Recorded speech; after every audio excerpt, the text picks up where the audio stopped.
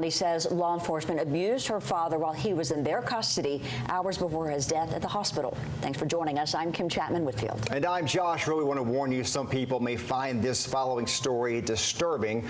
Wendy Duncan posted this video online of the interaction between her father and law enforcement officers. She says this happened at the Monroe County Jail.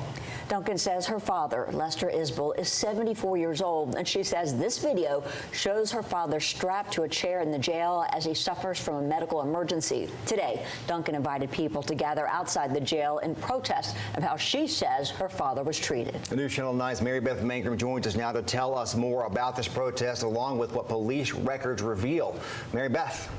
Josh, Kim, Mr Isible's daughter was the one leading this morning's protest, and she tells us her father needed medical care instead of being restrained. Documents we've received from the county shed light on why he was arrested and what they say ended Isible's life. He was a pillar in the community, and he would help anybody that needed it. Mr Isible was a preacher for decades. He was having some medical issues over at Security Finance when he went in to pay a bill. He had stood up and almost passed out.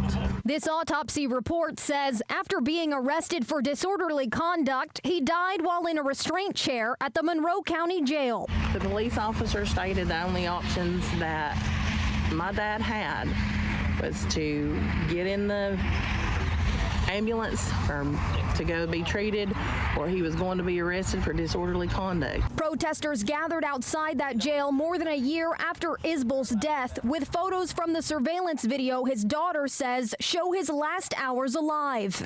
And I know if he would have lived, he would have forgave them for what they did. The Monroe County EMS report for Isible says his blood pressure was 218/110. It was clear the paramedics had done assessed him and stated to me that he would die in that parking lot if nothing was done. This arrest report says Isible said he was going to retrieve a shotgun from his vehicle and that Duncan could not invoke her power of attorney because Monroe County EMS says the patient must be incapacitated. But instead, he was put in a chair, strapped down with a hood over his head, knowing that he had lack of oxygen already. Leading to what Duncan says was 9 hours in this restraint chair with no break. There ain't no slander about it. The video shows it all. That autopsy report says injuries were not the cause of death. Isible had fractured ribs and several contusions and abrasions. I'm absolutely speechless about what happened. And then, of course, they put a hood on him where he dies. Attorney Tyler Weiss is representing Isible's family. Nothing's been filed at this point, so at this time we're making the community aware.